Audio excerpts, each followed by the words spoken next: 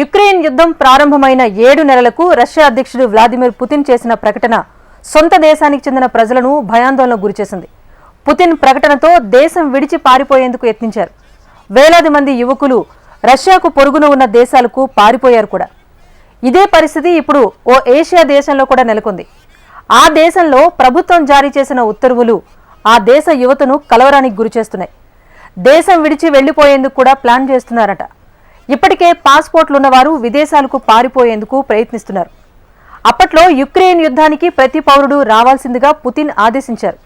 యుద్ధానికి వెళ్లి చనిపోయే కంటే పొరుగు దేశంలో అడుక్కుతున్న మేలని భావించి రష్యన్ యూత్ అంతా పారిపోయారు. మరి ఇప్పుడు ఆసియా దేశంలో ఎలాంటి పరిణామాలు నెలకొన్నాయి? ఎందుకు ఆ దేశ ప్రజలు విదేశాలకు పారిపోతున్నారు? రష్యా లాంటి పరిస్థితులే ఏషియా దేశంలోనూ నెలకొన్నాయా? What the story? మయన్మార్ యువతకు ఏమైంది?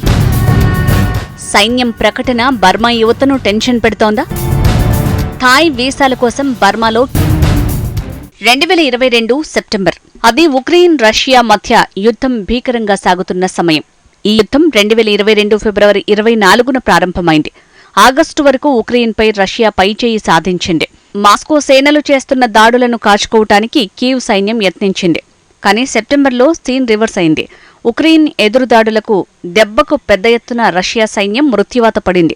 1,00,000 మందికి పైగా రష్యా సైన్యం మృత్యువాత పడినట్టు పశ్చిమ దేశాలు వేధించాయి. అది ఎంతవరకు కరెక్ట్ అనేది మాత్రం తెలియదు. సైనిక నష్టంపై రష్యా మిలిటరీ ఏనాడూ నోరు విప్పలేదు. కానీ రష్యా అధ్యక్షుడు పుతిన్ సెప్టెంబర్లో చేసిన ఓ ప్రకటన మాత్రం కలకలం రేపింది. దేశంలో 3 లక్షల మందిని సైన్యంలో చేర్చుకుంటామని తెలిపారు. పుతిన్ ప్రకటన వెలువడిన తర్వాత దేశంలోని యువత తీవ్ర ఆందోళనకు గురైంది. వెంటనే దేశం విడిచి వెళ్లేందుకు ప్రయత్నాలు మొదలయ్యాయి. ఉక్రెయిన్లో యుద్ధానికి వెళ్తే ప్రాణాలు పోగొట్టుకోవటమేనని తెలిసిన రష్యన్ యూత్ విదేశాలకు వెళ్లేందుకు క్యూ కట్టారు. ప్రధానంగా 18 ఏళ్ల నుంచి 65 ఏళ్లలోపు వారు విదేశాలకు వెళ్లేందుకు అనుమతించమంటూ రష్యన్ ప్రభుత్వం ప్రకటించడంతో తీవ్ర భయాందోళనకు గురయ్యారు. దీంతో అప్పట్లో పొరుగున ఉన్న ఫిన్లాండ్, జార్జియా, అజర్బైజాన్ వంటి దేశాలకు రోడ్డు మార్గంలో యువత వెళ్లిపోయారు. ఆయా దేశాల దిశగా వెళ్లే ఏ వాహనమైనా కిటకిటలాడుతూ అప్పట్లో కనిపించింది. ప్రస్తుతం ఈ విషయం ఎందుకు అంటే 2 ఏళ్ల క్రితం రష్యాలో నెలకొన్న పరిణామాలు ఇప్పుడు మరో దేశంలో నెలకొన్నాయి. అదేదో గాజానో ఇజ్రాయెలో అనుకుంటే పప్పులో కాలేసినట్టే. ప్రస్తుతం ఉక్రెయిన్ కాకుండా యుద్ధం జరుగుతున్నది గాజాలోనే. భారత్ పొరుగున ఉన్న మయన్మార్లోనూ ఇప్పుడు పెద్ద ఎత్తున యువత పొరుగు దేశానికి క్యూ కడుతున్నారు. థాయ్ వీసాల కోసం మయన్మార్ ప్రజలు ఎగబడుతున్నారు. యాంగోన్లోని థాయిలాండ్ ఎంబసీ వద్ద నిత్యం వేలాది మంది క్యూ కడుతున్నారు. థాయిలాండ్కు వెళ్లిపోయేందుకు ఆ దేశ వీసాలను కోరుతున్నారు. అసలు మయన్మార్ ప్రజలు ఎందుకు దేశం విడిచి వెళ్లిపోవాలనుకుంటున్నారు అంటే తాజాగా మయన్మార్ ప్రభుత్వం కొత్త చట్టాన్ని తీసుకొచ్చింది. నిర్బంధ సైనిక విధానాన్ని ప్రకటించింది. తప్పనిసరిగా 2 ఏళ్ల పాటు ప్రతి ఒక్కరూ సైన్యంలో సేవ చేయాల్సిందిగా మిలిటరీ ప్రభుత్వం ప్రకటించింది. దీంతో అక్కడి యువతలో భయాందోళన వ్యక్తమవుతోంది. అయితే సైన్యం దేనికి సంబంధించిన విధి విధానాలను ఇంకా ప్రకటించలేదు. కానీ 18 నుంచి 35 ఏళ్ల వయసున్న పురుషులు, 18 నుంచి 27 ఏళ్ల మధ్య వయసున్న యువతులను సైన్యంలోకి చేరాలని ఆదేశించే అవకాశాలుంటాయని అక్కడి యువత భావిస్తోంది. అందుకే మయన్మార్ యువత దేశం విడిచి వెళ్లిపోయేందుకు యత్నిస్తున్నారు. పూర్తిస్థాయిలో చట్టం రాకముందే దేశం నుంచి తప్పించుకుని వెళ్లిపోవాలని మయన్మార్ యూత్ అనుకుంటున్నారు. నిజానికి జుంటా ప్రభుత్వం జారీ చేసిన సైన్యంలో చేరిక ఆదేశాలను అక్కడి ప్రజలు మొదట్లో నమ్మలేరు. అదొక ప్రచారంగా భావించారు. కానీ అధికారికంగా ప్రకటన వెలువడటంతో చాలామంది భయపడుతున్నారు. సైన్యం తమ జీవితాలను లక్ష్యంగా చేసుకుంటోందంటూ అక్కడి యువత ఆరోపిస్తోంది. తాజా చట్టంతో సైన్యం పెద్ద తప్పు చేస్తోందని, యువత కలల్ని విచ్ఛిన్నం చేస్తోందని, తమకు భవిష్యత్తు లేకుండా ఆర్మీ చేస్తోందని విమర్శిస్తున్నారు. నిజానికి మిలిటరీకి ఎవరిని పిలవాలనే దానిపై సైనిక ప్రభుత్వానికి కూడా క్లారిటీ లేదు. కానీ ప్రభుత్వం విధి విధానాలు ప్రకటించక ముందే అక్కడి నుంచి వెళ్లిపోవాలని బర్మా యువత ప్రయత్నిస్తున్నారు. థాయిలాండ్కు వెళ్లేందుకు ప్రయత్నిస్తున్న వాళ్లంతా పర్యాటక వీసాలను కోరుతున్నారు. నిజానికి వారిలో చాలామంది తిరిగి మయన్మార్కు రావటానికి ఇష్టపడటం లేదు.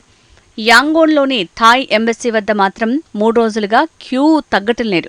చాలామంది సైన్యంలో చేరేందుకు సుముఖంగా లేరు. ఒక్క కొడుకు ఉన్న కుటుంబాలు తీవ్ర ఆందోళనకు గురవుతున్నారు.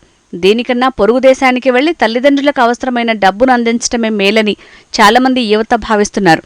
అయితే థాయిలాండ్ మాత్రం అడిగిన వారందరికీ వీసాలను ఇవ్వటం లేదు. రోజుకు కేవలం 400 వీసాలనే జారీ చేస్తోంది.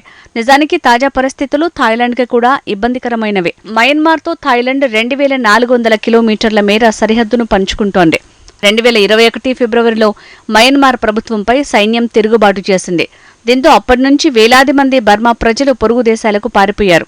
3 సంవత్సరాల తర్వాత కూడా సైనిక ప్రభుత్వంతో ఆ దేశ పరిస్థితులు ఏమాత్రం బాగుపడలేదు.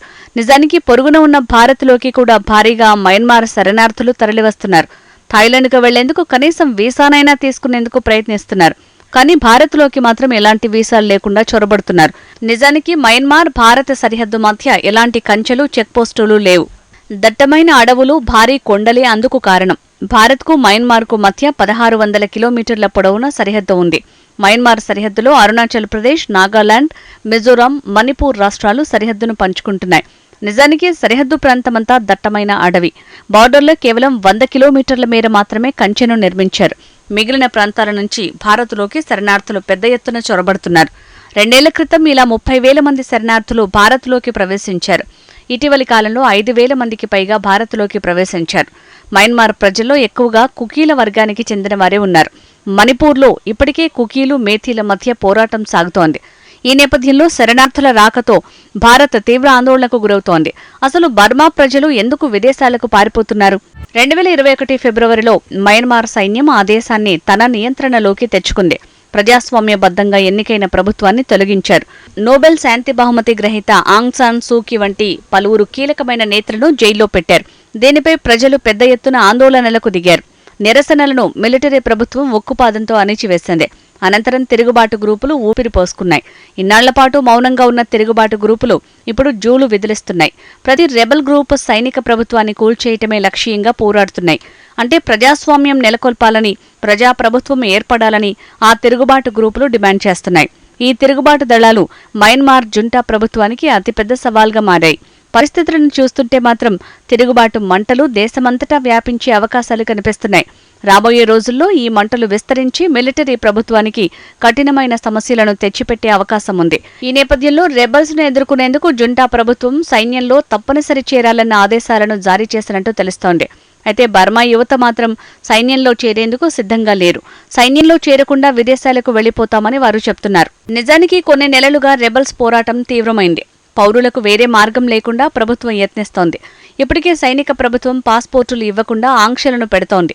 ఈ నేపథ్యంలో గత్యంతరం లేక ప్రజలు అడవుల్లోకి వెళ్లి రెబల్స్ గ్రూపుల్లో చేరేందుకు ఇష్టపడుతున్నట్టు అక్కడి యువత చెప్తోంది. అదే జరిగితే మిలిటరీ ప్రభుత్వం మనుగడ మరెన్నో రోజులు సాగే పరిస్థితులు కనిపించడం లేదు. 2021 నుంచి జరిగిన తిరుగుబాట్లలో వేలాది మంది మరణించారు. 14 లక్షల మందికి పైగా ప్రజలు నిరాశ్రయులయ్యారు. దేశ జనాభాలో 1/3 మంది సాయం కోసం ఎదురుచూస్తున్నారు. మరోవైపు శరణార్థులు వస్తే వారికి మానవతా సాయం అందిస్తామని మాత్రం బ్యాంకాక్ వెల్లడించింది.